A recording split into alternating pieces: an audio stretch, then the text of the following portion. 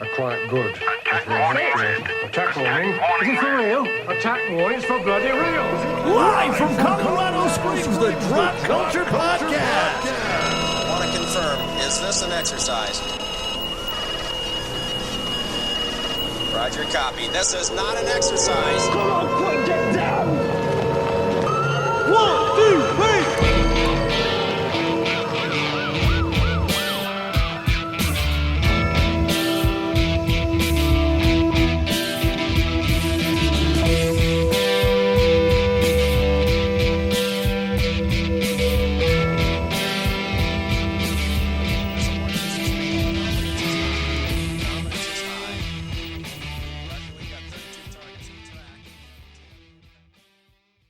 Welcome, everybody, to the Drop Culture Podcast. This is that podcast where we pick up that piece of pop culture you forgot about or missed, shine it up real nice, and cram it in your ear holes. But, hey, we started this little journey with the 1960s. We're going to continue on, my friends. This is not your normal show. This is a top 5 show. Yes, it is. A top 5 album show. What decade are we on, Brock? 1980 through 1989. Yeah, the 1980s. Yes. 80s. This really wasn't that hard for me, but at the same time, it was like, do I just put my favorite? Or... Well, it's a very, as we've said before, these are very subjective lists. Yes. So these are our lists. Yeah. And you can like whoever you want. We're happy. You know, Right. We're audiophiles, if you will, to some degree. Yeah. You know, I'd say so. And fans of music and all genres of music. So, you know, if you have a different list, when you're done listening to us or while you're listening to us, come up with your list and let us know. Yes, please. You can hit us up at dropculturepodcast@gmail and drop that list, or just go to Drop Culture. Yeah. You know, You can message us right there from the contact. There you go. Yeah. There you go. It's a little form. You can just fill it out. It's easy squeezy, lemon peasy. Brock, I think we're going to kick off the 80s with the Brock Smith number 5 special. Number 5. My number 5 is Mission to Burma Versus. Nice. Mission to Burma I found later in life and did not realize what a freaking complete and total genius music it is to me. Yeah. Makes a lot of fucking sense. And I had heard them before, and everybody had heard the Moby cover, you know. That's when I get my revolver or whatnot, you know what I mean? Right. But Versus was like their only full studio record before they broke up. Because they broke up because the lead singer's hearing, they were so loud.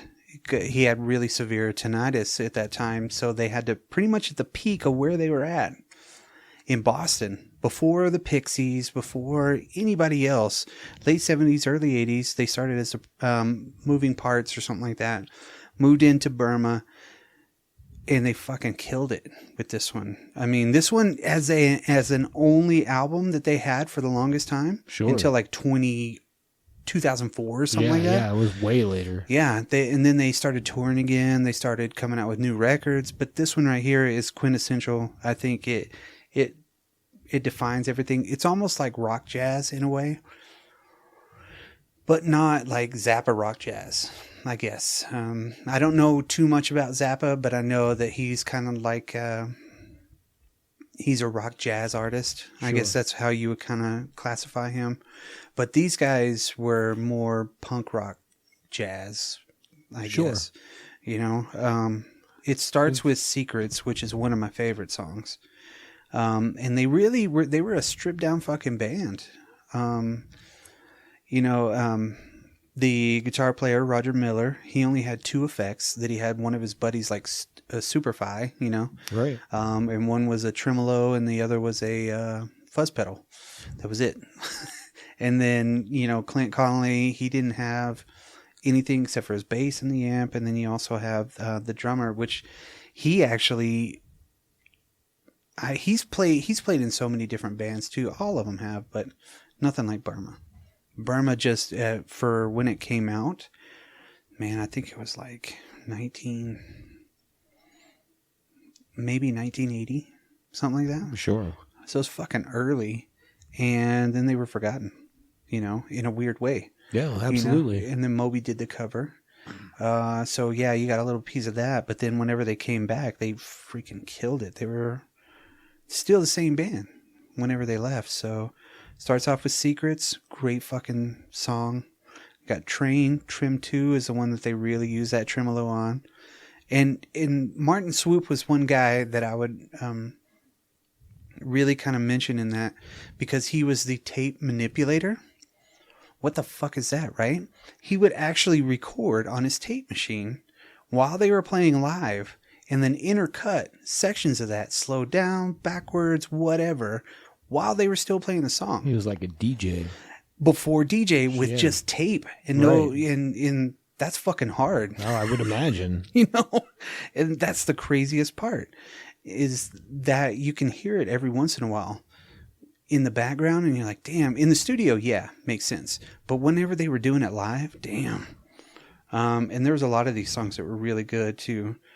That really, I don't know. It's just a weird. It's like alternative, I guess. I guess it's another way to put it. It was like alternative before there was alternative, in a way. Sure.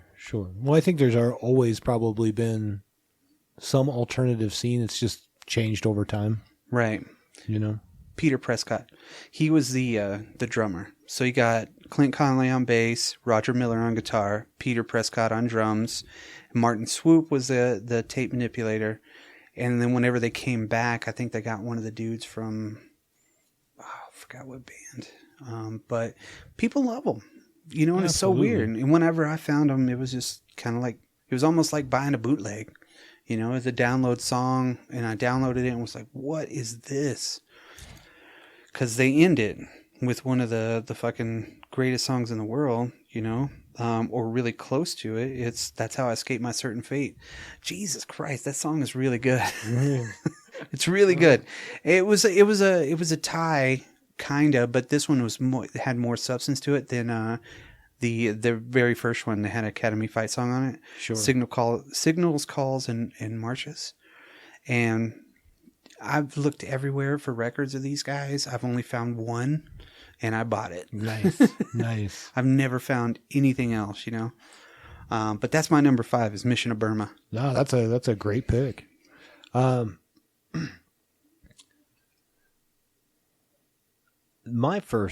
number 5, not my first one. That'd be weird if I went in that order. My Reverse. number, yeah, right. My number 5 album is not the first album by this band, but it's the first with this lineup, and that album is Damaged by Black Flag. Okay. This is the first album with Henry Rollins on it, and this album kicks ass. Yeah, it does. Yeah. I think he only wrote one song on it, one of the Damaged one, I think, which is the last song on the album. Yeah, it's so crazy. But he joined weeks, I think, before they started recording this album. Yeah. And dude, like it's so good. And I'll round out that personnel real quick, but and a little bit of the lineup. But I mean, this is just go time. You know what I mean? At this point, wasn't Kira Rossler in it? No, She wasn't in the band yet? no. This was Greg Ginn, Des Cadena, Chuck Dukowski, and Robo on drums, and then Henry Rollins. Right. Yeah. Because the first one, everybody, not everybody. I mean, I started out being a Rollins Black Flag fan. Sure. That's where I started. I didn't know any of the other Black Flag. Yeah, and then there's that one compilation, like the first 4 years or some shit like that, because they were always in the recording studio with like some dude named Spot or something like that. Yeah. And they lived at the place. It was just like, it was militant almost. Yeah. In a weird way. And plus they were on that movie, The Decline of Western Civilization. Absolutely. And about that time, because Henry Rollins was big time in Washington, D.C. Yeah. Well, not big time. He was with another punk band, like State of Alert or something like that. Yeah. And I don't SOA, think I don't think they were big time. You know what I mean? Probably big in the punk scene. Yeah, and his best friend was the leader of fucking Fugazi. Yeah. Absolutely. They like hung out all the time, Yeah. So what's really cool is him coming in, and because he said he saw him, and then they were like, hey, we're losing our singer. You want to come audition? He went to New York, because he knew all the songs and kind of got to know him at that place. And that was his first show. And they're like, all Absolutely. right, let's go. Get in the van. That's so fucking cool. Absolutely. I think probably the most well-known song off this is the first one, Rise Above. That's again, kind of the single, if there was a single.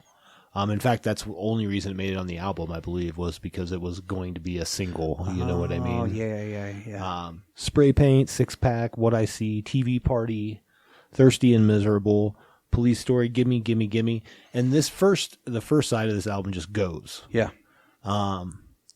Slows down a little bit on the B side. Yeah. Side 2. With Depression, Room 13, Damaged 2, No More, Padded Cell, Life of Pain, and Damaged 1. Which Damaged 1 was the one that Rollins wrote. Yeah. But dude, this album like really turned me on to punk rock a lot. Because again, I was young in the punk scene. Like this and the Ramones and all those things kind of all hit me around the same time, even though the Ramones had been out, in the 70s. Oh, yeah. You know? Mid 70s, Yeah. late 70s. So I think this it's so weird to me that there's a part where at the end of the album where Kadena does Louie Louie. Why is that a punk thing? I don't know. You know what I mean? Like every punk band is like, Louie Louie is so punk. And I'm like, it's so easy. It's like Gloria playing that song. Gloria. I'm like, I've always wanted to do a punk version of 9 to 5 by Dolly Parton, but nobody understands. There's three. There's Gloria. There's that one that you're talking about. Louie Louie. And then the other one, I Fought the Law. Yeah. Those three right there. It's like, I thought you were going to say, oh, yeah. Okay, it's like a punk rite of passage. Yeah. You got to have I Fought the Law on one record, But so I'd say this album, like for the punk scene, kind of hit me, and that's very 80s to me. Yeah. That signifies a good portion of the 80s in my mind. Well, I mean, they're still out there touring right now, too. Black Flag is. Yeah. Greg Ginn still pretty much does the same thing. I ordered something from the record company, SST, right? Mm-hmm. I ordered the first, for whatever, the first record that they ever did, which was Nervous Breakdown. Yeah.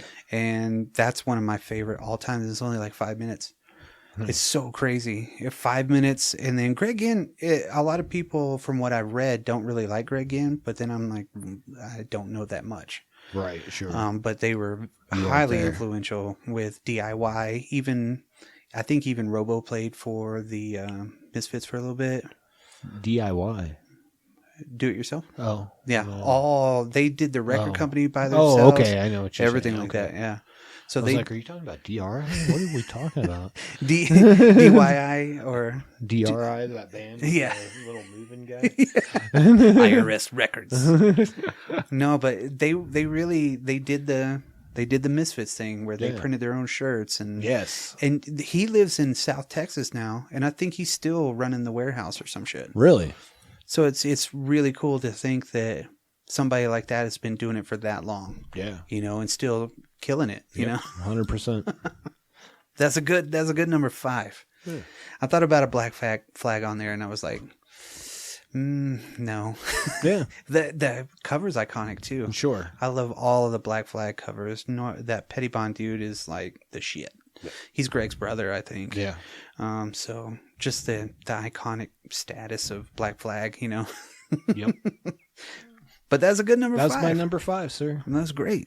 I know you had to do a little bit of readjusting. There was like such a 5-way tie for number 5, and I'm like, I just got to make a decision. And I'm like, no, this fits. This fits. Yeah. That's good. That's good. My number 4. My number 4 is from a little old band called the Violent Femmes.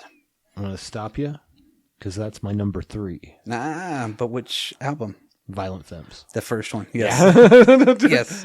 That's my number 4. Absolutely. I love so let's that talk record. some Violent Femmes. I love that record.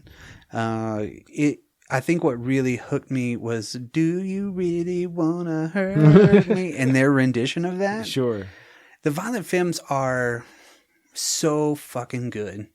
all the way around. I think every song that they have done, they're like the modern. I guess they were the '80s equivalent of fucking CCR. You know what I mean? Sure. No matter what you listen to, it's fucking great. Even like, because within like the mid '90s, they kind of went like a little industrial. I don't even remember. Yeah. I remember Added Up coming out, the compilation. Sure. In like 92 or something like that. They were on the Crow soundtrack, Color Me Once. Yes. And then they had an album after that, and it was like kind of an industrial sounding album. I don't remember what the name of the album was offhand. But I've seen them live too, which is really fucking cool because they sound the same. Everything. Yeah, it's the same. It's exactly the same, which is awesome. Yeah, they're fucking badass. And here's the thing: this album came out in 1983. I did not know that the Violent Femmes existed until I was probably 17. Right. 17. And I remember I was at a party with some like coworkers from the old Jack's store. And there were these girls there from the Catholic school, like the Catholic high school girls, right. As you do. Right. And they were like playing this music. And I was like, man, this is awesome. Is this something new? And she's like, no, it's something old. And I'm like, you just blew my mind. Yes. And then like immediately I'm like, this is like one of my favorite albums. It was, the first one is so fucking good, man. So good, dude. Country Death Song is one of my favorite songs by them. And I know it's on hallowed ground. Mm-hmm. But this first record really just all the way through, it has a lot of their classics in it. Oh, all of their classics pretty much. I mean, you've got Blister in the Sun, Kiss Off, Added Up. Not in that order. I mean, there's other songs in there, but those are the big ones. Gone Daddy Gone. Yeah. Those four, which is probably the four songs you would play. Yep. And somebody would be like, oh, play the Femmes. Right. Are all on this one album. I heard that how they got discovered is they were really busking. They were out on the sidewalk playing. And somehow, maybe it was Chrissy Hine or maybe it was, what's her name? Patti Smith, somebody like that, right? Mm-hmm. That saw him and was like, hey, you guys need to fucking play somewhere. And like gave him a shot. Yeah. And they ended up with it. So I know it's one of those big rock stars like that. But this album I found by chance because it was always added up. Right. You know, you always had to add it up, the singles collection or whatnot, right? This one, somehow I got it. And hearing their cover, I was like, wow, that's cool. You know, wasn't it like Boy George? Do you really want to hurt me? Anyway. Yeah. Yes, it was. Yeah. And then it was like, these guys are fucking rad. Yeah. You know? So we listened to a lot of them. So I actually heard this was the first album I ever heard by them. Nice. But I could see where that one was very popular. That Added Up album was super popular. Yeah. So I could see where that's got a lot of people into the Violent Femmes. Mm-hmm. I just happened to have that one interaction with this girl who was like a big fan, her and her friend. And it was an awesome night. Yeah. You know? Yeah. I'm trying to think of another band that was like that. Or maybe like Tom Petty and the Heartbreakers. Okay. Whenever their greatest hits came out. Sure. That was everywhere. Yeah. Great fucking record. And then now when I go back, I don't listen to that one anymore. Right. I only listen to the full records like Damn the Torpedoes and shit like that. And rightfully so. Sure. Sure. Well, yes. Yeah. But the Violent Femmes kick some fucking ass, man. And it's music that like my daughters love the Violent Femmes. You know what I mean? Right. How cool. Yeah. It's fucking, they're so good and so transcendent on that front, I think. Because if you listen to what he's singing, it's dark. And then some of it's like really, you know, poppy and happy. And then some of it's like... But even the poppy happy stuff's pretty dark. Yeah. You know? Yeah. And they're fucking great. I mean, they just seem like they're fucking awesome. Was it Gordon Gano? Yes. Because I got one of their drumsticks. He wrote all the songs, I think, except for like one. On that, no, it was Gone Daddy Gone. Him and Dixon wrote together. Okay, but the rest of them, he wrote all the songs. Yeah, and it's unusual to have a acoustic bass player too. Yeah, it makes no fucking sense, but yet in their context, it was fucking awesome. And what would you call the style of music? Man, like it's Willie and the Poor Boy style. You know what I mean? Kinda, yeah, yeah. Like I've never like. I just like, let me just play it for you. Yeah. You know what I mean? Like, Yeah. it's not going to be what you expect. It's got country, but it's some rock, and it's got, it's like, how do you put them into a category? Yeah. It's You really poppy, don't. it's punky, it's a little bit of everything. Yeah. It's just, they didn't give a shit. I ain't no Kid Chicago. I fucking love the record, though. No. That's Perfect. Yeah, it's a great album. So that was your number 4? That was my number 4. Okay. Your mine- number 4. And no, that was my number 3. So now I'll give you my number 4, and then we'll go back to your number. Anyways, that hurt my head. My Ram hurts. My ram hurts. Obviously, a great album, or it wouldn't have been on both of our lists, you know? So this one, I had a really, really hard time choosing which album. I ended up choosing the debut album because it's what got me into this Okay. band, if you will. And that is Beastie Boys' License to Ill. Okay. But Paul's Boutique's probably my favorite album by them. Yes. But Paul Revere is on this album, and that song's badass. The whole record. The whole record's good. It's just like. I made my wife listen to it today. Nice. I didn't make her. Yeah. She likes it too, Yeah, but you know what I mean. Like, I'm like, can I play music in here? You got fucking Brass Monkey. Yeah, that funky monkey. Fight for Your Right. There's No Sleep Till Brooklyn. Yeah. That's a fucking killer song, dude. And at that point, I don't think they really had dove into playing their instruments as much as they did later on. Right. After Paul's Boutique, you know, but they were punks before. The Beastie Boys had the one woman in the band for the first iteration. But, I mean, it's fucking... This record right here really did kind of... I don't think it really did any major favors for rap music, but it really did kind of present it in a way that, like, frat boys could like it, you know? It was, yeah. I totally see. But what I thought was interesting, like, you have these East Coast rappers, right? They're very New York. Yes. Like, and then there's a song where Kerry King from Slayer plays the guitar solo. Yeah. You're like, okay, let's go. Yeah. Let's go. Whatever, man. There are no rules. The video came on the other day. Obviously, like you and I now, we've delved deep into the Beastie Boys over time. Oh, yeah. But like when these albums came out, like I was like, what? Like, because you got the Fight for Your Right to Party, you know, song that came on MTV and was on all day, every day. Yes. But then when you heard the album, yeah, you knew that you're like, there's so much more. What is this, my friend?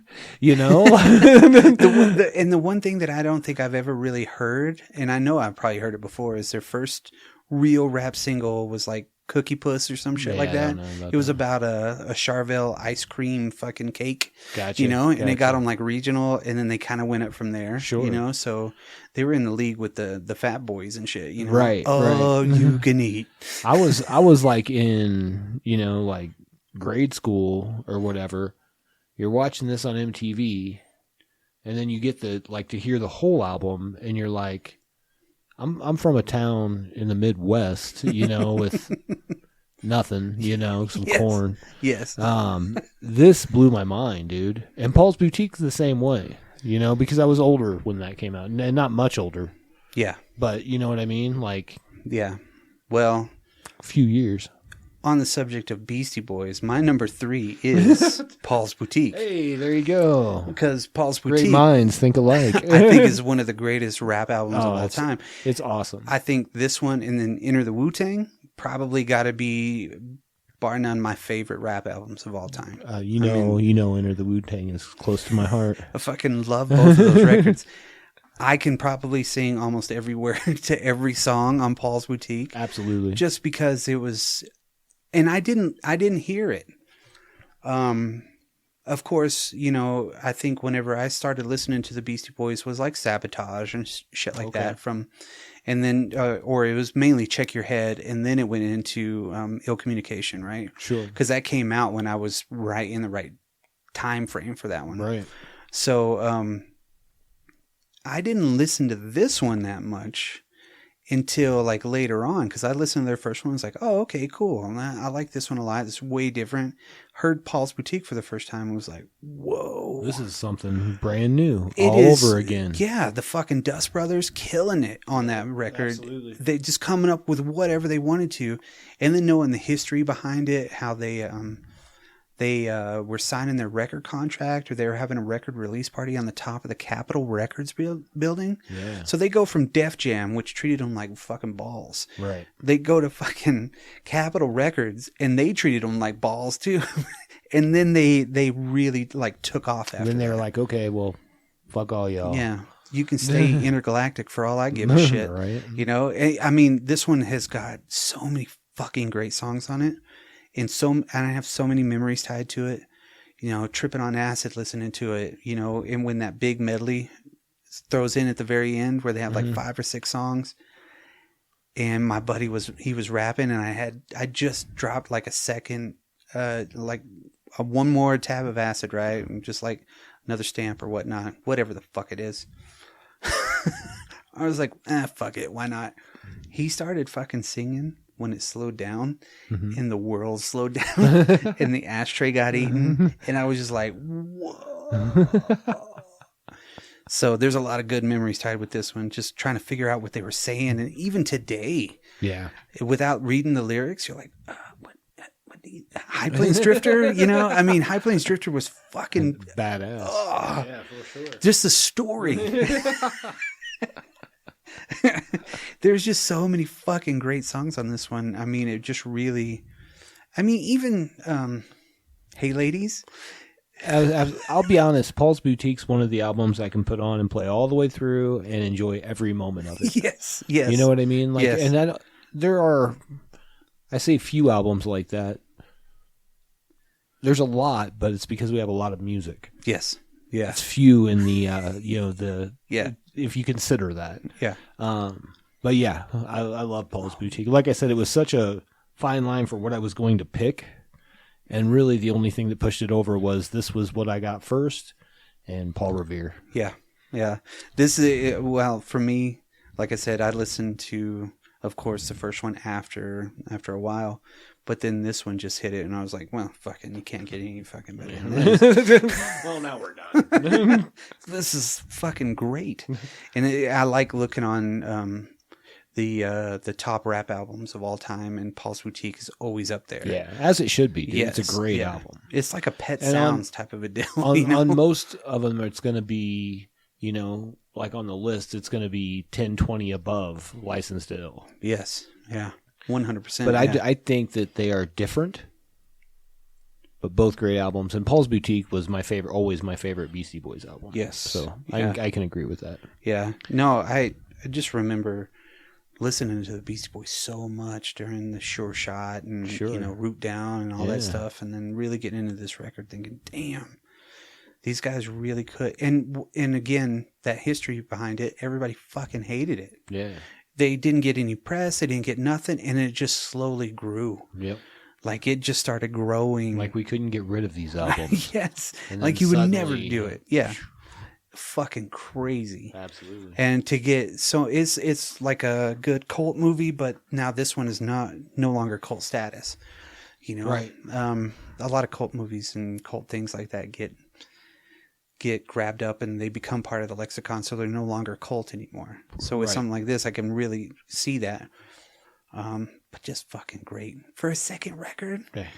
Their sophomore record to go from fucking touring with Madonna. Right.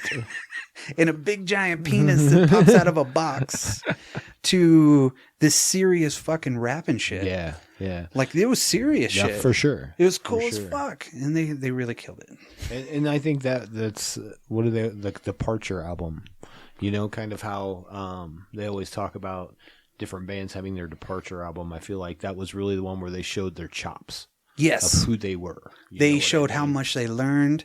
And then they had somebody like the Dust Brothers back there cutting the most. I think it still holds the record for the most samples in any record. Wow. Before they even had like a rule for samples.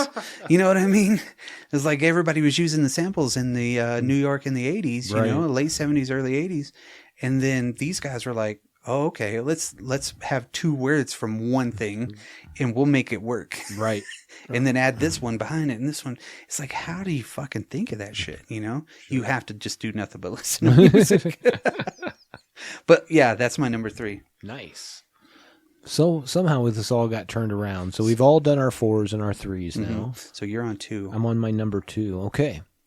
My number 2, sir. This is a late comer to the 80s. But this, I might say that this album changed my life a little bit. And that is 9 Inch Nails' Pretty Hate Machine. Oh, that's a fucking great one. That's really good. Dude. Yeah. Okay. So that's the answer. I'm leaving. What else can you say? Man, so many good fucking songs on that. The whole album's wonderful. But I think this is where, like, I didn't really learn about Trent Reznor much until later. Like, I heard this album. Okay. And I listened to the album, but I didn't know who Trent Reznor was. Right. I didn't know that he played, like, all the music and did everything that he did. And I think about that now in context to, like, somebody with a ukulele on YouTube can get a bazillion followers. Right. This dude played every part of this album and then put it together, like produced it. You know what I mean? Like, what the hell? And still does. Still does, yeah. And does now's like real big into making the soundtracks for movies and whatnot. Yeah. But this holds a special place in my heart back into the days when, you know, maybe I smoked left-handed cigarettes and saw colors of sorts. But this album just goes too, dude. Yeah. Like from the beginning, it goes. I remember having the tape of this because I thought, you know what, I want to listen to some 9 Inch Nails, and I thought 9 Inch Nails was did the song in The Crow whenever he's like fighting all the dudes, you know, upstairs. But that's My Life with the Thrill Kill Cult, you know. Right. So I thought it was in 9 Inch Nails, and I had to find that CD, which was the Downward Spiral. But it didn't. But I had already had Pretty Hate Machine before that. Okay. Like somehow I had it, you know, and somebody gave it to me or something like that. But I remember fucking jamming it all the time. I think this was another album that a female introduced me to. Nice. You know? And I was like, what? This is amazing.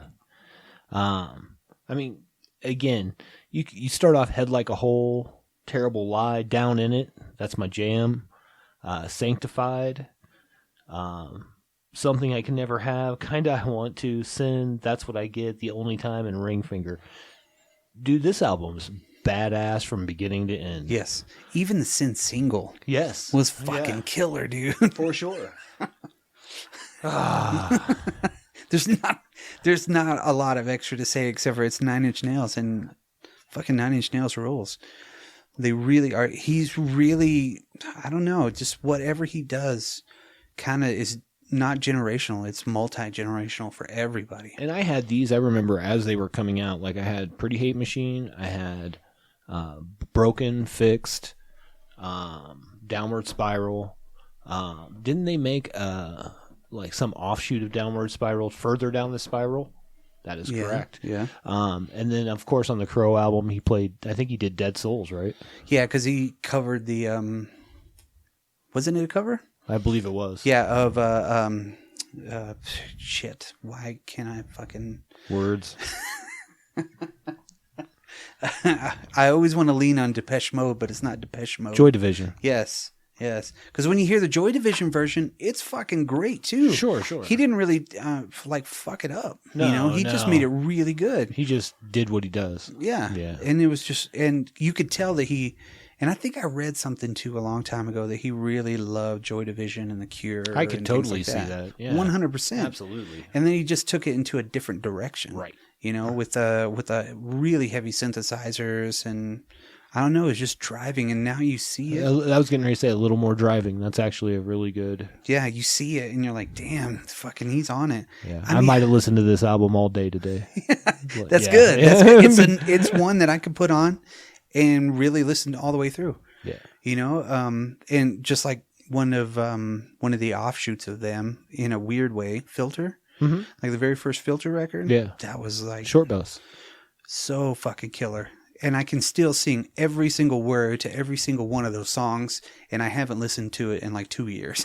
What weren't they sound? One of them was a sound engineer. He, Richard Patrick, which is Robert Patrick's brother, Right. T2, was one of the touring guitar players or touring bass player or something like that. Okay. I think even Gino. 4 9 Inch Nails. Yeah, 4 9 Inch Nails. But what the other guy, wasn't he a sound engineer? Maybe? I think so. Or 'Cause he worked behind the scenes in some sort of a sound. There's one dude that's like Gino Leonardo. I think he was part of that. He was a bass player. Could have made that up. I don't know. But even Richard Patrick played all the instruments on his too. Isn't that crazy, dude? That's fucking It's great. amazing. And then to think, I mean, and Filter had that more alternative heavy metal sound. Sure. And 9 Inch Nails was fucking still off the rails. They were industrial, like you said, synth. Again, his own thing. You know what I mean? He created a whole kind of different thing with everything. Here, I just made my own genre. Yeah, and Catch up. here's White Zombie. There's just so many good things that have come out of that record, and come out of him, and kind of changed a lot of things. And that was happening really close to the same time that you had fucking Paul's Boutique, or you had fucking, Sure. or you had the first Beastie Boys, Licensed to Ill. You know, Really, and if you think about it, I mean, even there wasn't that big of a gap between, early Madonna and Beastie Boys. Beastie Boys, and then you go to 9 Inch Nails, Yeah. all in the same decade. The Fat Boys were rocking it. You know what I mean? Come on. Yes. David Lee Roth was Crazy from the Heat.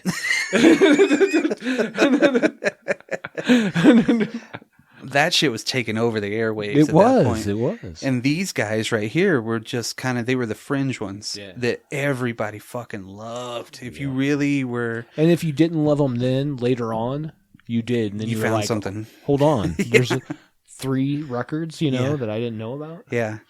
No, And I think that's probably happened to all of us, though, at some point. You know Oh, what I mean? yeah. Where you're like, wait, what? Yeah. Did I miss this band? like a lot. Yeah. There's a lot of music out there in the world, and especially before the advent of the internet, Well, yeah. And here recently, I've actually started myself a little exercise to see if I could really follow through with it. And that's for the next 365 days, starting yesterday, that I'm going to listen to one record every single day. Nice. 365, and I'm going to write them down, everything like that. So yesterday was Arcade Fire's Suburbs, and I listened to it twice. And then today was Dr. Hook. Right. Listened to that one on the way over here. It was a short record, and it's very fucked up. But yes. Yeah. So, yeah, and I know I'm going to listen to a lot of different records that I haven't ever before because I just need to. Sure. I really want to. I want to see if there's anything else that I'm like, oh, like Quadrophenia. Right. To me, no, I didn't really listen to The Who. But then when I got to Quadrophenia on that whole week, I was like, Jesus Christ. I bought Quadrophenia on an album. I had heard it somewhere. Like not like I know I had heard it. Yeah. But I bought the album I want to say at like a yard sale, an estate sale or something, and this has probably been like 15 years ago. Dang. And I got it home and I'm like, I'm not a big Who guy, whatever. Right. It's like, this album's pretty badass. It's like, that's the pinnacle. Yeah, For it really me. was. It really was for them. Yeah. And, Yeah. and for me, it was like, damn, I stopped there. Yeah. Because I was like, I think I've had enough. You know what I mean? Yeah, absolutely. I mean, it's like Dark Side. I hate Pink Floyd, but Dark Side of the Moon, again, just is a great record. Sure. And I respect it, and I really like listening to it when I do. But yeah, nothing like our list so far. You know what I mean? Sure. I mean, Mission of Burma, Violent Femmes, Beastie Boys. My number 2 Mm-hmm. You ready to move on? Yeah. This is a band that came late in my life too, the Pixies or Pixies, and this record Doolittle came even later than that. That's awesome. That's awesome. Go, because we're going to talk about this. This was one of mine that was tied for number 5. Oh. And I really had a hard time between Doolittle, which is really kind of their pinnacle. Or Surfer Rosa. Surfer Rosa. That was where I was at too. But I think that that's a better album. Doolittle is a better album all the way across. Surfer Rosa, yeah. Surfer Rosa was the first one that I cut my teeth on with those guys. Sure. Because of course everybody had heard all of the really big songs like Where Is My Mind, right. you know, and because it was on, you know, fucking whatever you call it, Fight Club at the very end, and it made sense in that scene. It was fucking totally perfect, and that's why so many people listened to it and saw it and was like, damn, those guys are badass. But I had a lot of friends that were into the Pixies before that. Same. And I think that there was a lot of people that like PJ Harvey, Billy Corgan, those were huge fans of the Pixies. And how could Nirvana? you not be? Nirvana? Oh, yeah. Come on. And they spawned the fucking one of my favorite bands of all time, the fucking Breeders. Yep. But you listen to how can you go wrong with Frank Black and Kim Deal? Just right there. Yeah. Alone, Joey Santiago. Yeah, no, and which are awesome. I'm not taking anything away, but I'm just saying with those two. Yeah. If you do whatever you want. Santiago's badass though. We listen to them a lot, and I do, and I watch a lot of their videos whenever we're drinking. Kind of comes down to the Pixies. So watching Joey Santiago play, it's calculated. Yeah. It's not all over the place, even though he's got a couple of things that he does like that. Right. His lines are like perfectly blended in the right fucking spot. They're not hard. They're not something where you're like, whoa. It's like, it's just tight for what they're. How'd you think of you that? With that right there. Right. And they're loud, quiet, loud, dynamic. And it was a really tough one for me to pick Doolittle over Surfer Rosa. And Doolittle's so much different. Yes. I mean, like, he's balls to the wall. His screaming. Yeah. There's this one thing that I had back in like 2000. It was a Revolver magazine, right? Okay. Had Jonathan Davis on the cover, and he had his H.R. Geiger, microphone stand that he had made with H.R. Geiger. Nice. Like they designed it. And it was the history of the Pixies. But it was only like 5 pages. I read that thing over and over 800 times, and this was before they got back together in 2004, right? Okay. So this was kind of like, it was a weird chronological kind of Pixies. I want to get it again. I want to find that album again, or no, that magazine again, because I read it so many times, and really seeing how they just kind of went really fast. They got to the point where they all hated each other, of course.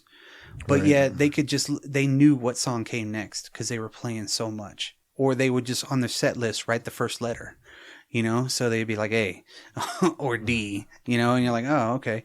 But I mean, Kim was playing back in the day at truck stops with her sister. You know what I mean? Right. They were just singing country songs, right? Frank Black, I think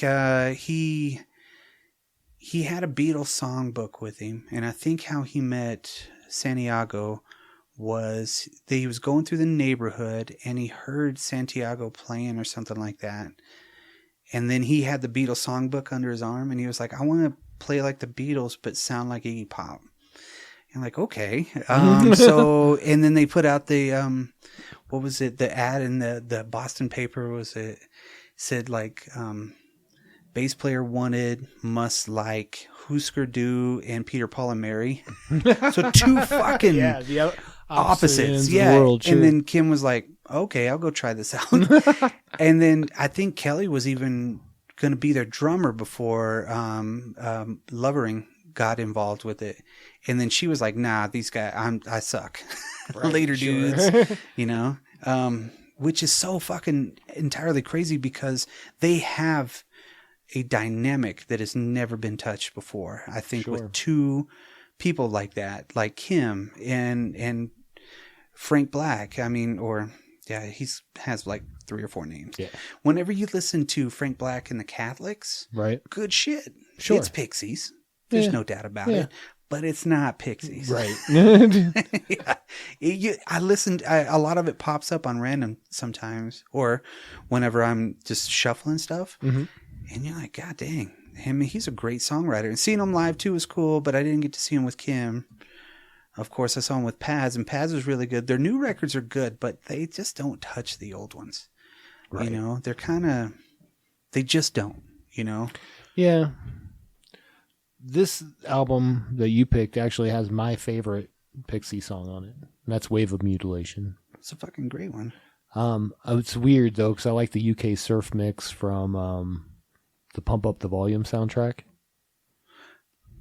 And they were pretty badass, dude.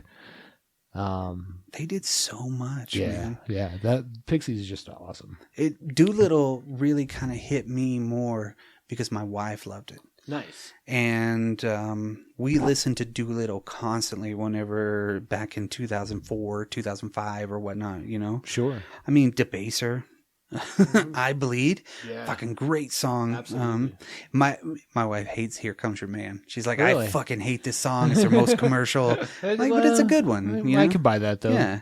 Crackety Jones, La La Love You. This is one of the really cool ones that it's Lovering that's like singing on the thing. It's the only one that the drummer ever sings on. Right. Then you got Gouge Away, too, man. I mean, Monkey Gone to Heaven. Jesus. Every song on this one is fucking great. Absolutely. The way that they harmonize, the way that, you know, they kind of trade off on that stuff. And they're just really good musicians. So I think they were the ones that really kind of coined alternative, huh? Yeah. Yeah, they were one of the first. Yeah, I think so. Yeah. And I think set the tone for a lot of that music. Yeah. You know? And even what did Kurt Cobain say? He said that the best songs were written by Kim anyway. Right. You know? But I'm like, okay. I think he was like really in love with her or something. I mean, they were good friends towards the end, I think. But she was already in the Breeders. Right. You know? And they were already kicking ass, so. For sure. But yes. With their cannonball. Yeah. Number 2. Pixies Doolittle. Doolittle. Now you're number 2. Well, I'm going to do a lot with my number 1. Oh, you already said your number 2, huh? I did. Which was... You want to recap? No, I can do a quick recap, sure. It was Damage by Black Flag, Licensed to Ill by the Beastie Boys, Violent Femmes, and Pretty Hate Machine by 9 Inch Nails. My number 1, however, came out a little bit before old Pretty Hate Machine, about 3 years before. And it is Metallica Master of Puppets. I knew Metallica would be on yours, yeah. Well, this album specifically is just my favorite Metallica album. Like, far and above the best Metallica album. It fucking in my rules. opinion. Yeah. Again, the subjective list. Obviously, the last album with Cliff. Yeah. You know, who some will tell you, and I might be one of those people, that he was like the Jimi Hendrix of bass. One of my favorite songs not on this album is off Ride the Lightning, and that's Orion. Yeah.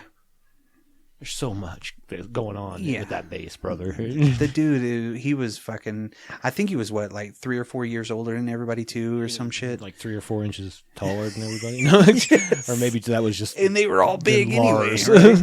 Yeah, well, Lars is like Lars 2 like a foot little 4. monkey that jumps on their shoulder. Master Blaster. Yes. Fucking, hi, I'm Lars. This sounds too fucking generic. Damn you, Napster. But anyways, this album, again, this is another one. So this is probably one of the first Metallica albums I heard. The second. The first one I heard was actually And Justice for All. Yeah, yeah. And then I heard this probably directly after that. Okay. And fell in love 100%. Like, this is what they opened with Ozzy. Oh, yeah, like, yeah. You know, like that was their tour. I had people around me that were huge Ozzy fans already, so that didn't hurt anything. Yeah, yeah.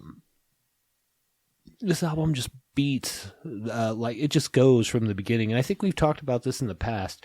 I don't think there is a better side one on an album. Oh, yeah. Battery Yeah. just goes right away. Master of Puppets, The Thing That Should Not Be, and Welcome Home. And then flip her over and you get Disposable Heroes, Leper Messiah. This one's Orion. I think I said that wrong. I think I said on Ride the Lightning, but it's on Master of Or Puppets. Kill 'Em All. It's on this one. Yeah. And Damage Incorporated. They were fucking killer. Dude, and this is when a lot of people throw a lot of shade on the Black Album because it was all polished and everything. It was still a great album. Of course it was. Shit, that fucking... But this was Metallica when they were Metallica, in my opinion. And that's not to take anything away from Jason Newsted replacing Cliff Burton or the dynamic that happened after that. I think they were still awesome. That's where my stopped with them, though, was the Black Album. That was really kind of my end of Metallica. Yeah. And that's when I saw them live. Oh, you got to see them around the Black Album, huh? Yeah, I saw them. It was maybe 2 years after it came out. But it was them. It was supposed to be Alice in Chains, but he had like throat problem. Lane Staley had some throat problems, so the Candlebox came in and played, and Suicidal Tendencies. Yeah. Okay. Well, I mean, that at that point, whenever they were touring for this, they had been on tour for like, 4 years or some shit? Yeah. Oh, you're talking for Master of Puppets? Yeah, it was like, it was basically like, well, when the Black Album came out. When the Black whenever you Album saw came them. out, yeah. Because they went Injustice and toured for like 2 years straight and then recorded. That was the tour he got fucked up on. Mm-hmm. Where you had the pyro? Oh, yeah. Yep. Yeah. So, I mean, they have that whole big, giant fucking Metallica box. Remember that shit? Yeah, I do. I remember a lot of people had that one. Yeah, But this is my favorite album out of all of them. Yeah. And I definitely, like the last album, have some experiences that happened while this album was going that changed my life. Yes. 100%. Yeah. It's a fucking killer record all the way through. Again, like you said, it starts off really good because the last time I think I listened to it is because you did say something about that. So I paid attention to the 4 up to 5 songs at first and was like, all right, I see where exactly that's coming from. It just goes. It goes and it doesn't stop. And when it slows down, it's not slow. You know what I mean? It's like, oh, I dropped it into 4th. Right. and in an age that had just been nothing but like fucking Quiet Riot. Well, and I was and going to say all all this the other hair heavy- metal. yeah. That's not. Priest fucking. Yeah. Well, and I think you had both, right? You had like that Monsters of Rock stuff, which would have been like your Megadeth and Priest and all that, right? Well, I wouldn't put Megadeth Well, in Megadeth there. wasn't- Yeah. But you're You know right. what I'm I know saying. exactly what you mean. Yeah. And then you had the other side of it where it was all the glam rock. Yes. Where it was like Poison and Crew and Yeah. Let's have a ballad in the middle of our everybody's got to record. have like makeup on and their hair poofed up real tall, you know? And I think that's what differentiated this from me. Yes. Where I was like, this is go. And then like later on at getting into Kill 'Em All, which is another great album, their first, which was just ridiculous. Every one of them. Yeah. But this was the one that like changes everything for me as far as like the music game went. Yeah. You I think I'd listen to this one later in life. I really wasn't a big fan of Metallica. Nor was I. For a long time. Yeah. Yeah. I was not like, I think really like when the Black Album was out and everybody was like Metallica crazy. Yeah. I was kind of anti-Metallica for a little while, and I liked some of their songs. Don't get me wrong. Yeah. The video was cool. But I liked. This is like the albums that I reverted to. I was like, no, I like this. Yeah. And I like Kill 'Em All, which was, and you know, you kind of fall into that where you're like, oh, this is cool, but it's a little glossy. Yeah. You know, and then Yeah. like, I want to listen to Kill 'Em All and Fight Fire with Fire, you Right. know, and stuff like that. You know, and I'm like, that's what Metallica is I to had me at the time, anyways. Well, I had a friend that lived out in this. He lived way out in kind of BFE almost, right? Mm-hmm. And we got into a lot of trouble with him. He was a little older dude, really cool. He ended up playing music, and I ended up kind of jamming with him one time. And totally cool dude. And he had this 15-inch fucking speaker, right, from the back of a car. Okay. And he had his regular stereo, right? So he would always put that shit on, right? Metallica, I remember for a summer, it was like that, right? He put it on and we'd go outside because he'd have it so fucking loud and it would just be like, you could just hear the whole trailer like buzzing, right? And it was nothing but Metallica over and over again. Wow. He had like Kill 'Em All. He had fucking everything, Ride the Lightning. He had all of them, you know, and just put the tape in. And I don't think we really ever listened to like the Black Album or Injustice. It was mainly those first three, and was thinking, damn, you know, mainly Master of Puppets. Yeah. Well, and I will contend again, those first three albums were like as much of a opus as the Black Album was for them, I think. You know what I mean? Like, this is like who we are. This is what we gave us money, and this is what we made. Mm-hmm. And now we're mainstream. And I think maybe that was a little bit of it too. Like, I had friends that were way bigger metalheads than I was. Right. You know what I mean? Yeah. But when that came out, I was like, what is wrong with the world?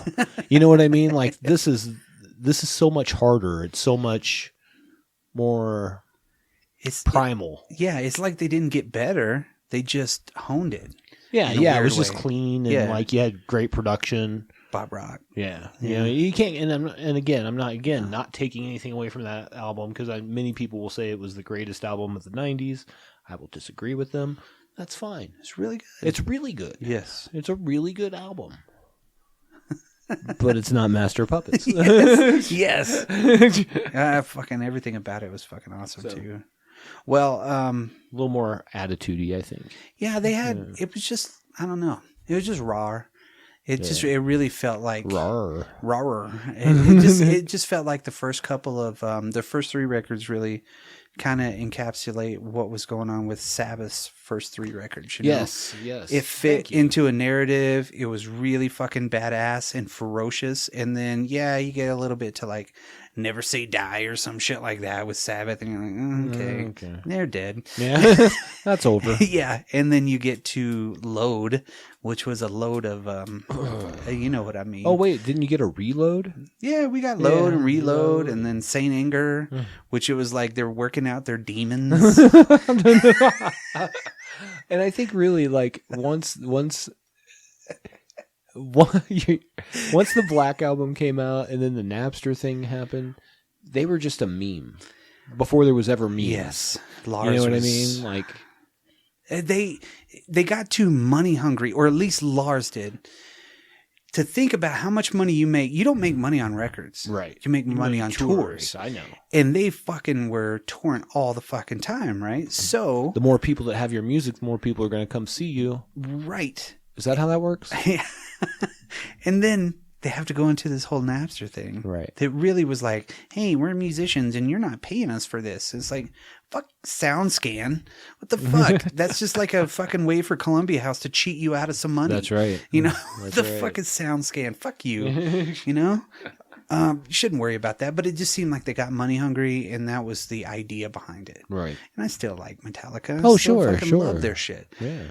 And as people, they're probably fucking cool as shit. I assume. Yeah, and seeing that the movie that they did for the making of Saint Anger, and seeing them get Trujillo in all their like couch sessions with the fucking shrink that was getting paid like fucking millions of dollars. Well, sure, just to fucking hang out with them.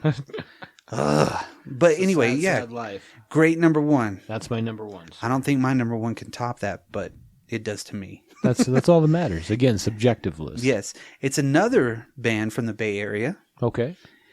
That started a little bit earlier.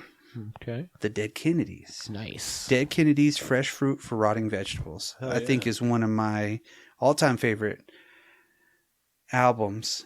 But as far as the 80s go, that's the 80s I want to live in. Is Jello Biafra talking all kinds of shit about everything, but yet saying it in a way that you're like, God dang, that's the truth. He's the only one that I still to this day will believe in if he ever talks about politics or something like that. Sure. I'm like, dude, how does he knows all these facts, super smart dude. And then whenever they were playing fucking, California Uber Alice, and just this record right here. Like, of course, I think I had something before this one, but Fresh Fruit was the one that really did like take off for me for them. And it just was so fucking good. Still is.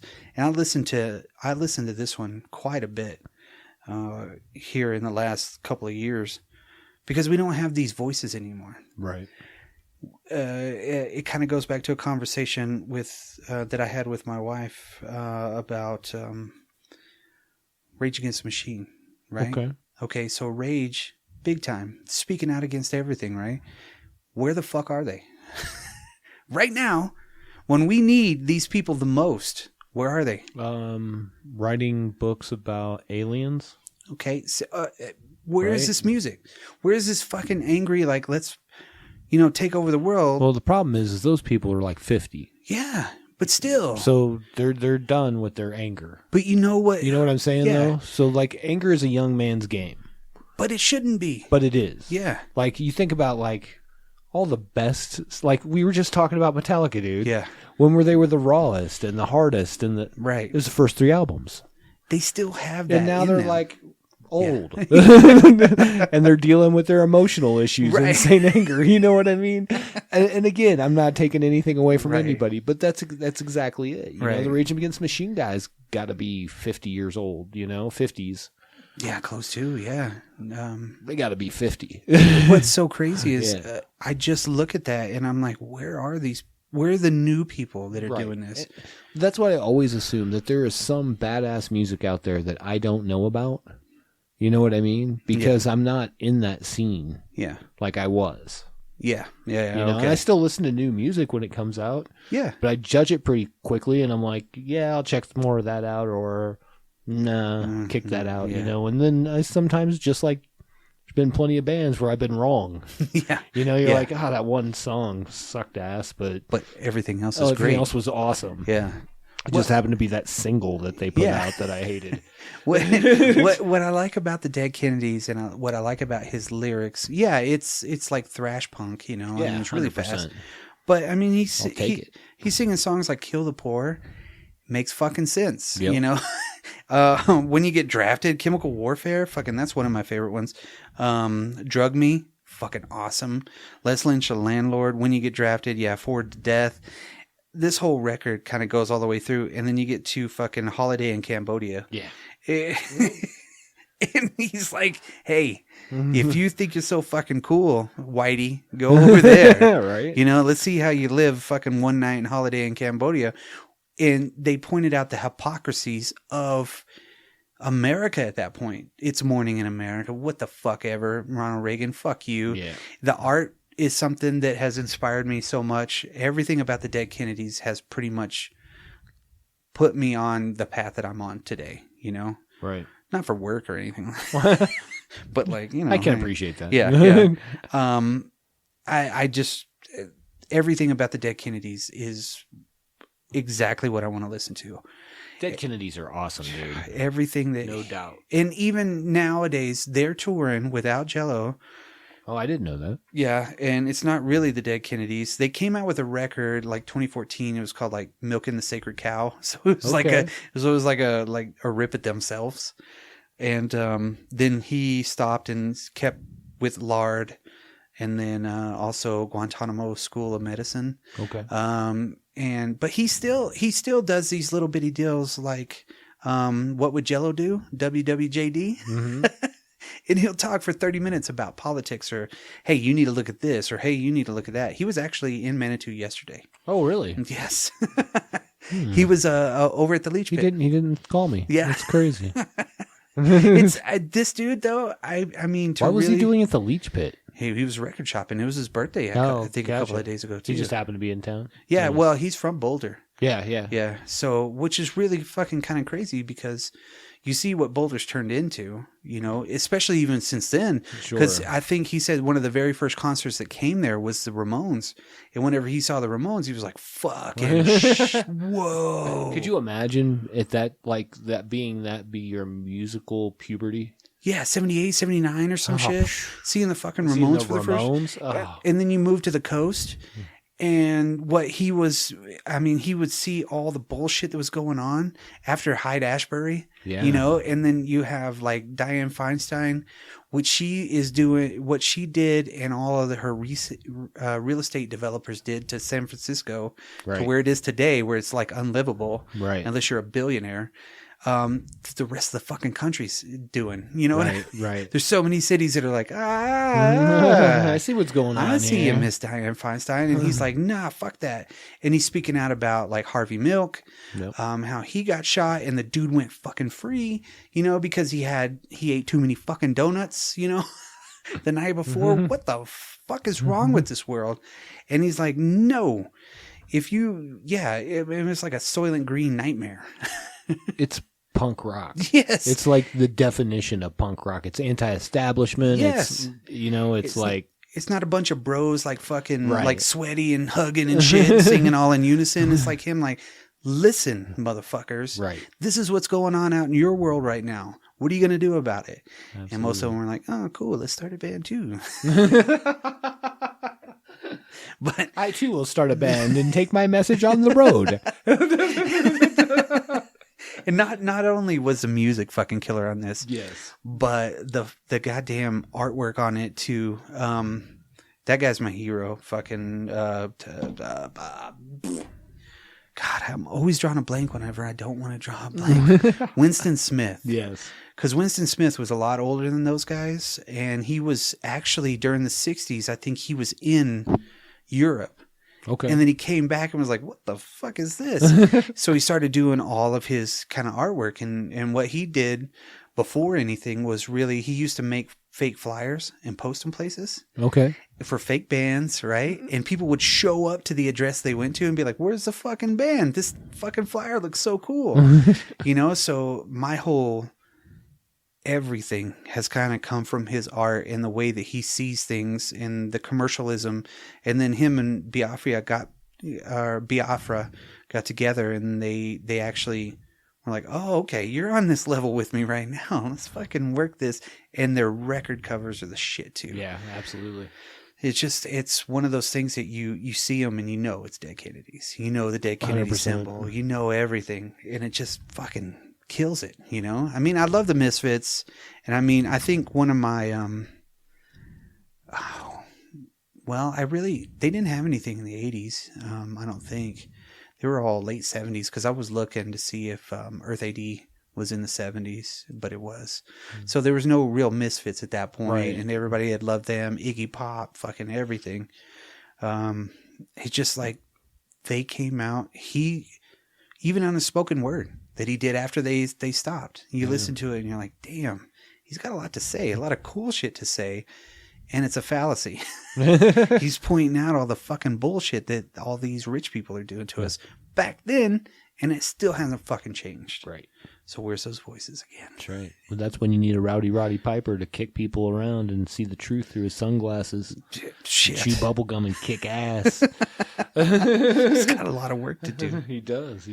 But yeah, that's my number one. Dude, that's a great one. Yeah. That is a great one. It's one of those defining moments of my life to hear the whole thing and just be like, what?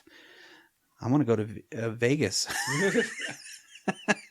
I think I tried to play that song when we were on our way to Vegas. Oh, really? Nice. Did you have any honorable mentions, sir? I got a few. Okay. I would almost say anything by Ozzy. Bark the Moon, sure. Fucking Crazy Train or whatnot, you know? Yeah, that was 90s, wasn't it? Crazy Train? No. Because that was a Rhodes. Was it? Yeah. Oh, no, you're right. You're right. So that was on... Oh, even... oh, you're right. It was, Ozzy and Randy Rhoads. That's right. Yeah. Because they did like Diary of a Madman. Blizzard of Oz. Blizzard of Oz. Yeah. Those records are fucking killer. I grew up with those, obviously, like we talked about earlier. Right. Talking Heads. Yeah. I had some Talking Heads in there. I had 2 honorable mentions for them, which I couldn't put 77 because it came out in 77. What?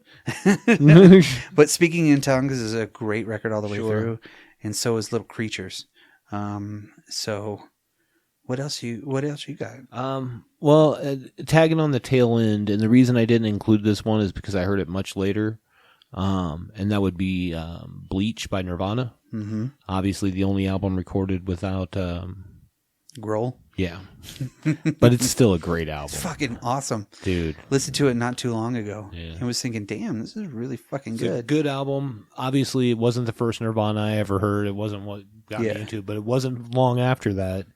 Because from Nevermind, I got a single. Remember when they used to sell cassette singles? Fuck yeah. On the back of, I think it was Lithium, was About a Girl.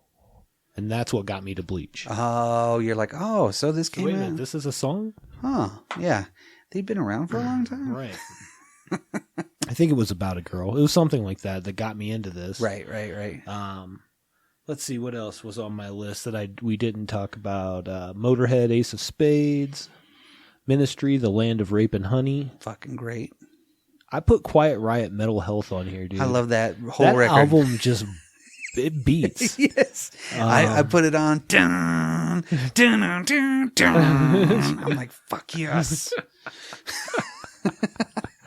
I haven't listened to it in a long time, but I think maybe like last year sometime I put it on just like I was like, why not? I remember having the record when I was a Yes. kid, and I remember my sister who was older than me listening to it, and we played the shit out of that slick black Cadillac and all that. Yeah, hell yeah.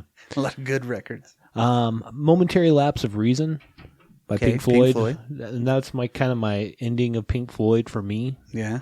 I also put on here GNR, Appetite for Destruction, because that was another album that came out and like kind of changed my view of what was going on in the Freedom rock.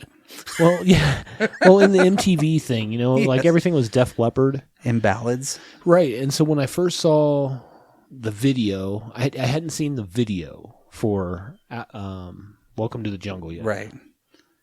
I saw a live performance, or no, maybe it wasn't. I had seen the video, but I watched a live performance, maybe on Headbangers Ball or something, and like his hair was all down, and he had like a bandana on, and I was like, "Oh, he's a real dude." Yeah.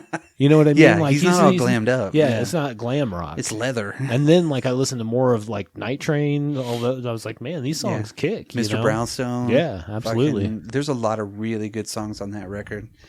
I like listening to it every once in a while. But It's not something I can listen to very often. no, and it's one of those things that you always remember Nirvana coming after this and destroying it. And you're like, oh, okay. Yeah. You know what song I can't stand from that album? Paradise City. That song makes me want to kill somebody.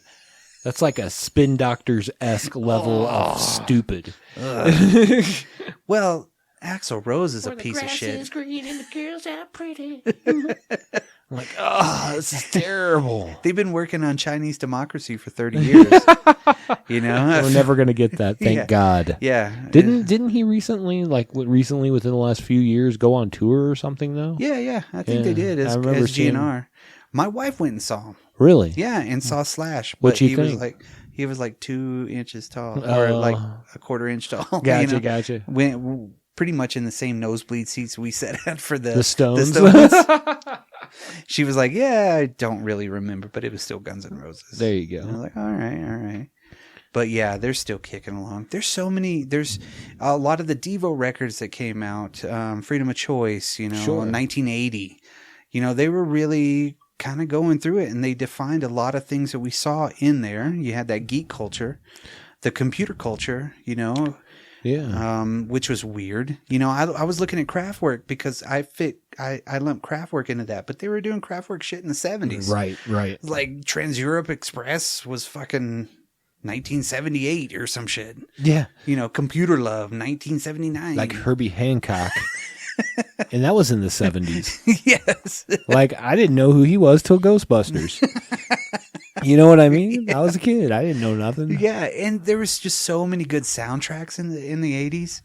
And I hate that I love it so much, but those old Kenny Loggins songs and shit for the movies. I still battle you on that. Yeah. Kenny Loggins does put out, he puts out some mainstay. What about Loggins and Messina? I'm just throwing out there, Survivor Yes. has never met a soundtrack they didn't like. Because tell me a Survivor song that's not on a soundtrack. I'll wait here. Yeah. But it's the same with Kenny Loggins. Mm-hmm. There's a reason that the Bloodhound Gang have a line that's like a Kenny Loggins record. No one's ever going to hear it. Because nobody buys a Kenny Loggins album. Man, they buy Footloose. Yeah. Soundtrack, or they buy Top Gun. Why? You know why what I the mean? fuck not? That was Yeah. that was the only 2 records I had in my house. Yeah. My parents only had that one and like a Spooky Sounds record. Really? Yeah. So it kind of sucked. Yeah. So because you're just listening to that, but that reminds me of those. The 80s really reminds me of really being young. And my mom cranking up the fucking stereo on the weekends, and she'd be like, clean this, clean that, clean this, do that. And it was like, fuck. But it was always that top 40 shit. You know what I mean? Well, I was going to say, like, if we were really talking objectively to the decade. So these were very subjective lists. These were things that formed our musical, 100%. You know, whatever. But I mean, we would throw stuff in there like Michael Jackson Thriller. Oh, yeah. Why You'd not? have to. Yeah. You'd have to throw in Whitney Houston at some point. Like, she was, again, one of those people that just, like, Yes. she was like the Aretha Franklin of the 80s. Yeah, of her time. Yeah. And then in the 90s. Tina Turner, even. Fucking You Tina know? Turner, the soundtrack for fucking Mad Max. Mad Max, yeah, Yeah. Beyond Thunderdome. Yeah. I have that record. Of course you do.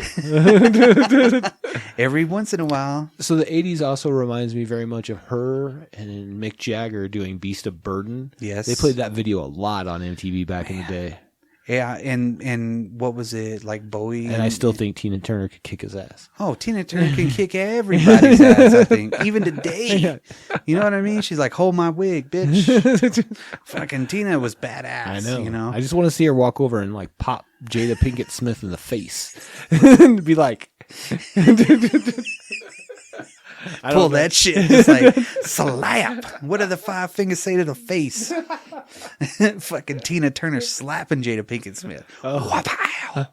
Maybe taking her into the Thunderdome. I don't know. Something. Yes. Get that voodoo off of Will Smith. Well, you also have bands like Sonic Youth, Daydream Nation. Absolutely. Fucking A, man. For sure. You have Bad Moon Rising that they had. They had so many really cool fucking... They had a lot. Yeah, Cure had some good albums in the 80s, too. A lot of great albums. Yeah, wasn't Disintegration? No, I think Disintegration was the early 90s. Was it? I believe so. you. I'm just trying to think off the top of my head while we're riffing. Yeah. And that's one of the fucking greatest albums of all time, too. Maybe that was the 90s, early 90s. Because they had like Kiss Me, Kiss Me, Kiss Me and fucking all this other shit, you know. Yeah, Blood Flowers was in 2000. Disintegration was 89. So, hey. Yes. Look at that guy. Gets a winner chicken dinner. Yes. And Pornography is really good, but Disintegration as a record as a whole, I mean, it's not like my top of the 80s, but no. Jesus flipping. But again, criminy. that's just another, like, this is us. This is a whole nother genre of music. Not that doesn't have ties to other things that were before it. Yeah. But it really solidified, like... The Smiths. Yes. You know, the Smiths. I love the Smiths. I really love listening to a lot of that early stuff that they did. And they had a huge album in the 80s, right? Like a big album in the 80s. Wow, Meat is Murder was like one of the big one? That was one of their big ones. And then they broke up really fast, and then Morrissey started doing his own shit. Yeah. Yeah, and so he had all of his big popular, you know... all his big hits. All his big Morrissey hits. Yeah, and now he's like, screw you, white people. I like Mexicans. You know, for real. Like, he's like totally like biased towards I'm glad Mexicans. that he likes Mexicans. That's cool. Me too. It's crazy because we were talking about going to see him that last time. Yeah. And not the last time, but the second last time. And my wife had reached her hand out, and there was a Mexican girl next to her, and he grabbed the Mexican girl's She was like, he'd be a fucking dick to meet in person. But Johnny Marr was killing it with that band. Yeah. I've had my feelings on Morrissey. There's also, as you know, I think there's also a Hatful of Hollow. There was a big one for the Smiths. The Queen is Dead. Queen is Dead. Yeah. There's a lot of fucking. I think that was the one I was thinking of. Yeah. I mean, all of their albums were in the 80s pretty much. Yeah.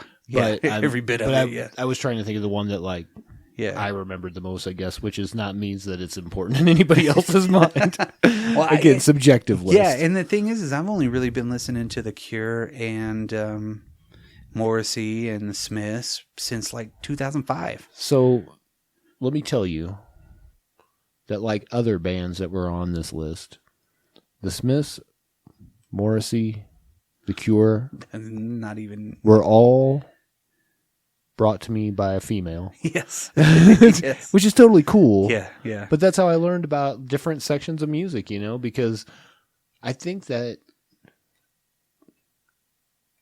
teenage girls are very introspective with music. That's the biggest demographic for music. It's also, tweens. It's also the biggest demographic for books. Yep. Oddly enough. It influences culture in a major way that was figured out back then. Yeah. Because they were like, whoa, all these 14-year-olds fucking love this shit, or 12-year-olds, because they, like you said, they were so into it because of the lyrics and the way that it just made them feel. Yeah. And we're like, yeah, fucking penis. And my wife and I had, that's exactly it. My wife and I had this discussion. And she was like listening, like while I was, helping me think of albums, and we were talking for this 80s one specifically. And she's like, I think our lists would be very different. Yes. And I'm like, you think about this, but that makes complete sense. Like you think of a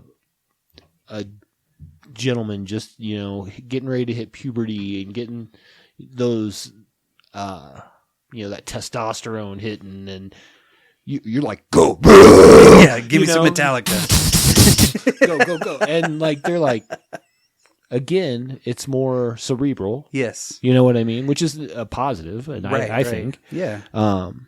There's so many good. It's when those two things hit together. Where I'm like, oh. Then you get 9 Inch Nails. Oh, exactly. Exactly.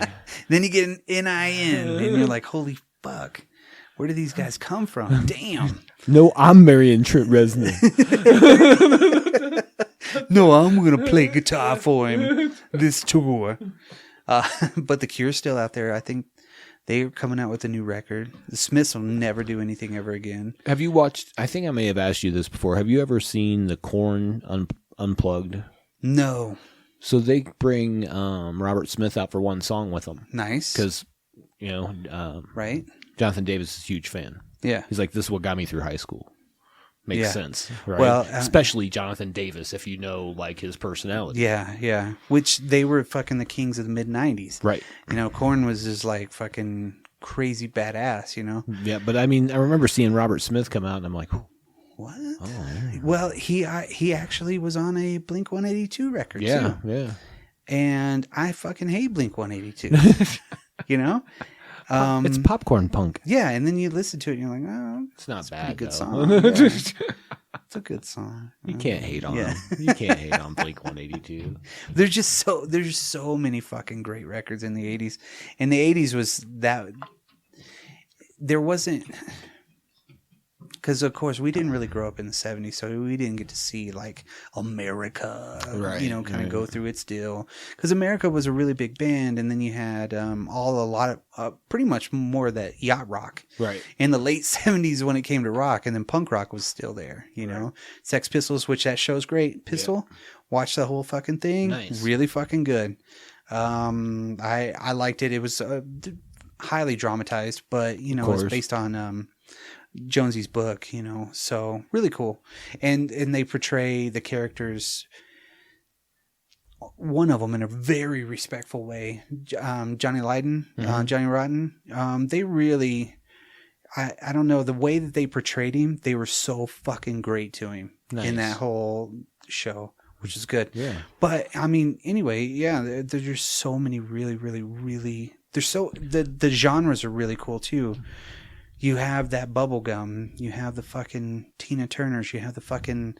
I would have put Paula Abdul's record on there because that influenced me quite a bit back in the 80s, That was that first taste of music for me. It was like, 2 steps forward, 2 steps back. She was a Laker girl before she was a And I think it was really, singer. I liked her because it was like, boy, and it wasn't really anything else. It wasn't really anything with the music. And then I was like, man, She was a dancer by trade beforehand. That's why. And she even married Emilio Estevez. Right? Why wasn't Legend. her name Paula Estevez? Paula Estevez. But yeah, there's all of that. Kenny Loggins, everything like Sure. that, you know. I think anybody who would say that Kenny Loggins didn't define somewhat of the 80s would be wrong. Namely the entertainment industry. Yeah, absolutely. Absolutely. But I think that's what the stuff they were playing on. Like I thought about that. Like I remember sitting in the car, like with my brother, and I think our older cousin was driving, I believe. But I was like going through the songs, just weird. Like I can pick out a day and listen to songs sometimes that were like playing, you know, just because memories are tied to music. It actually worked really good. Yeah. And I'm like, oh, well, that song was from the Karate Kid 2. That song, you know what I mean? Like you're just going through and they're like all from movies. Which is, I mean, that's what got us into music. And then, like, you had Thriller, which was like a fucking movie. Yeah, absolutely. You know? And as a kid, I loved that album. Yes. All the way through, the whole album. Yeah. I had a tape deck that reminds me heavily of something that was on, like, Empire Strikes Back, you know, on one of their little snow speeders, right? It looked just like it. And I left that fucking tape deck outside for, like, a year. And it still had fucking Thriller in it, the tape, right? I plugged it in and pushed play, and the fucking thing worked. Wow. And I listened to Thriller again and got all freaked out when Vincent Price came on. But yeah, every Michael Jackson record, I mean, you separate the art from the artist. And then, I mean, yeah, he did come out with a shitload of records that really defined a lot of stuff. Yeah. You know, like we were talking the other time, it's like, how do you separate, you know, art from the artist? And there's so many fucked up people out there. 100%. So many fucked up people. And then the only respect is you have respect for the music that came out. And it's easier in a band because it's a compilation of all their efforts. Yes. You know what I mean? So that one person that may be a terrible person behind the scenes, you know what I mean? Yeah. Where you're like, okay, but that wasn't everybody. Yeah, yeah. You know, and when it's the one guy, it's hard. Yeah. You know, you're just like, one person. But it turns out he was a real big douchebag. Yeah, you really can't separate that shit. It's hard. It's hard. You should be able to some degree. Yeah. Because art is art is art is yeah. art is art. Yeah. You know, I'm sure Michelangelo wasn't a great person all the time. Nah, he probably spit on a couple of people. Didn't him and Leonardo da Vinci hate each other? Probably. I'm pretty sure, yeah. So there you go. You know what I mean? One of them was probably a douchebag. I don't know who. Yeah. And then fucking Donatello was like, fuck you, dudes. Raphael's just chilling in the back. I think that would be the other way around. Probably. Raphael would have been the fuck you. Yeah, he would have been the one kicking everybody's ass. Yeah, just going through the 80s stuff. I mean, ZZ Top was big. Oh, sure. Come on. That Eliminator video is like... Sharp Dressed Man. Yeah, come on. Fucking Iggy was still going through Huey Lewis. Sports. I saw that album for sale yesterday. Dang, I have it, I think. I didn't know if you had it, and I was like, I should just call Brock and see if he wants I'm pretty this. sure I got Sports, yeah. Because fucking really good songs. He wants a new drug. Yes. One of them won't make him sick.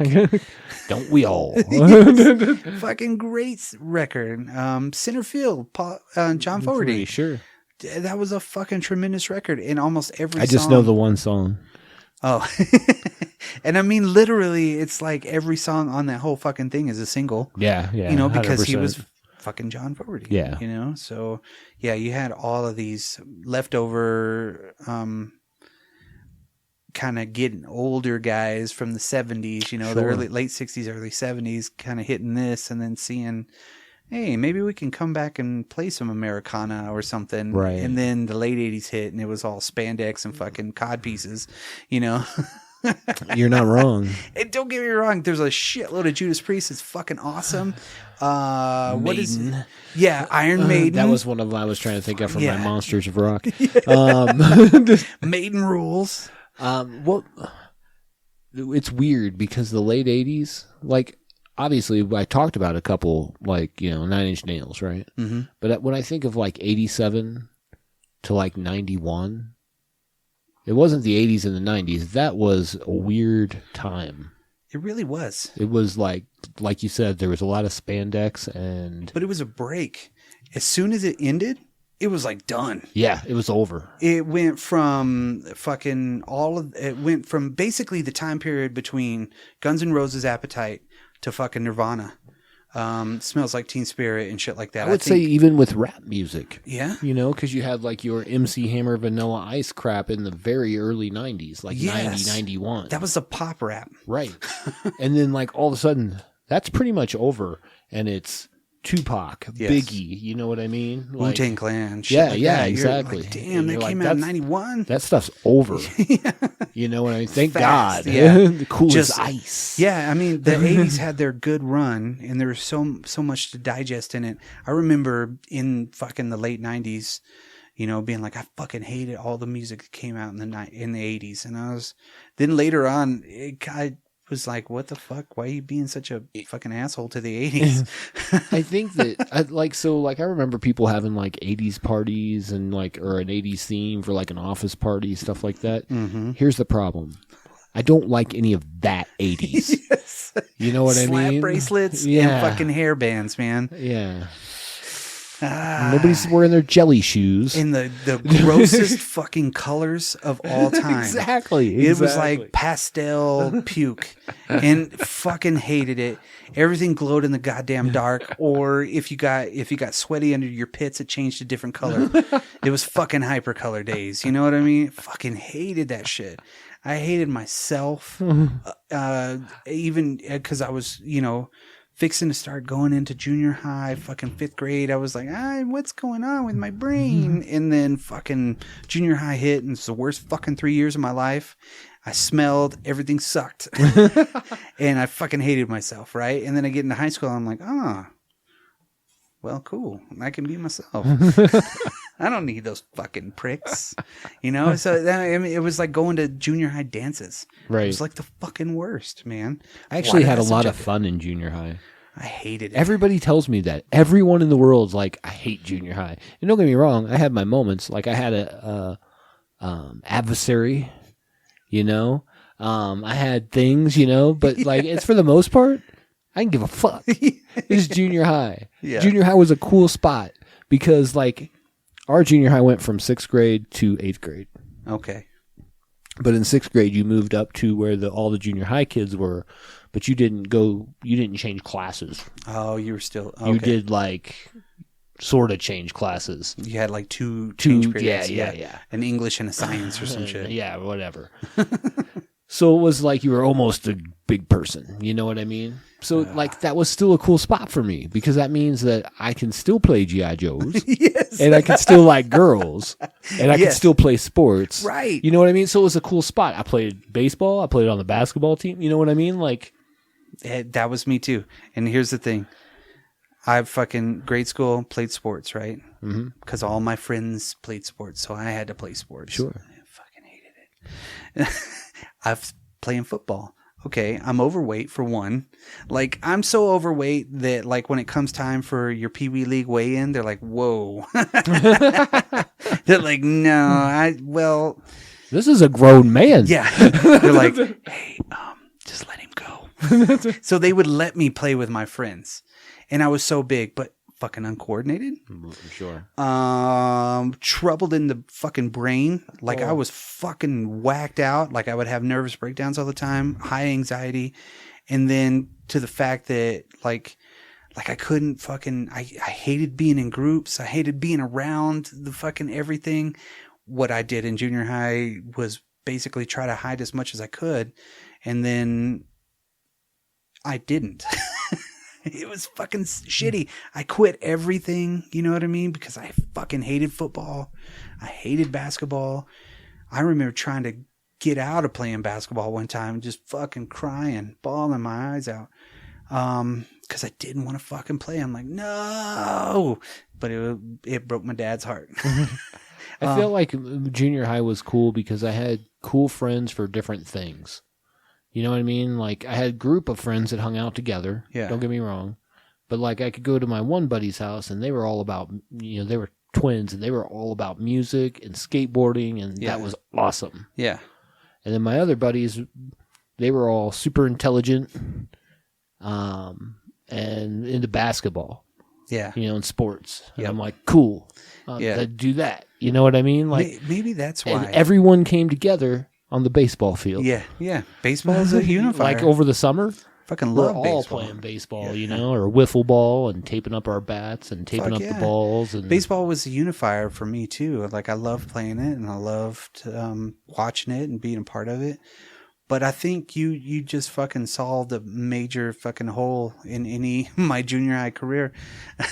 Was basically I didn't have those multiple groups. I was still fucking lost because when I got to junior high, everybody that I knew in grade school was like, nah, who are you? Sure. So it was like, fuck, I think I lost my identity. And then those 3 years I was trying to fucking find my identity. And at the very last second before I went to fucking high school, I discovered, Sure. me. And it came from self-medication. So, that think was the change. I totally get that. And I think for me, it was a little bit different. Like, I actually had gone to school with the same people from 4th to 8th grade. Okay. But then my freshman year, I went to a new school far, far away. Yeah. And then my sophomore year, I went to a whole different school, and a different location.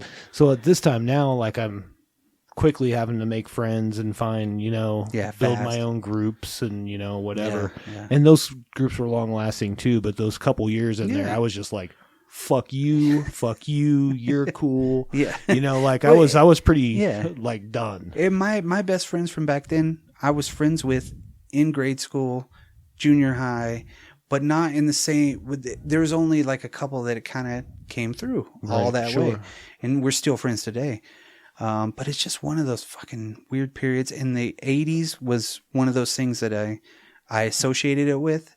So whenever I got older, of course, it's 2005, 2006. And I'm like, I'm not fucking the same person I was even 5 years ago. So I really started digging into more music, even though that was my life anyway. And just like really digging and finding things like Burma. And I'm going to go through my top 5 and then I'm going to shut the fuck up. Now that we broke down our junior high lifestyles and whatnot. I could talk forever about how much I fucking hated that. But everybody tells me the opposite. I'm like, I fucking hated it. And they're like, oh, I like junior high. See, everybody tells me the exact opposite. They're all like, junior high sucked. I'm like, what? Junior high was great. It was so bad I had anxiety when my son started going to junior high. Really? Oh, it was just like I was like, should we take him out and then just put him back in high school? Because those years are the fucking worst, man. But I'm gonna nail down my top 5 again. If you're a psychologist, you can get a hold of us at dropculture.com. Please, I need some help. I need to get off these drugs. Okay, so number 5 is Mission of Burma versus. Number 4 is Violent Femmes. Number 3, Beastie Boys, Paul's Boutique. Number 2, Pixies, Doolittle. Number 1, Dead Kennedys, Fresh Fruit for Rotting Vegetables. It's a great list, my friend. My top 5 was Damage by Black Flag, License to Ill by the Beastie Boys. My number 3 was Violent Femmes. My number 2 was Pretty Hate Machine by 9 Inch Nails. And my number 1 was Master of Puppets. Great list. Fucking great list. Good lists all the way around, brother. And how do we have so many, every time we do these top 5s, so many things that they're like the same? Well, I'll be honest, like I kind of previewed your list a little bit like right before we started, and I'm like, okay, so that helps me make a decision on my 5th one because like there was like 5 of them tied for that. Right. And I was like, okay, well you're doing that and you're doing okay, cool. I wasn't getting rid of my films. Yes. No. No, hell no. But anybody out there listening, what's your top 5 1980s records? And also, how shitty was your junior high? Let us know what you hated more. Yes. Junior high or 80s music? 80s top 40. Yes. I'm still not even over it. Fuck U.S. history. Gulf War my ass. All right. You can hit us up on dropculture.com, dropculturepodcast@gmail.com, Yahoo, Twitter, Instagrams, Facebook, podcastersonly.com, and then also from Spreaker and everywhere else you get fine podcasts. Yeah, nice. Nice. Yeah, and whatever you do, you can also hit our sponsor up, Mataint. Mataint. There's nothing fresher than Mataint. That's right. Later, dudes. Peace.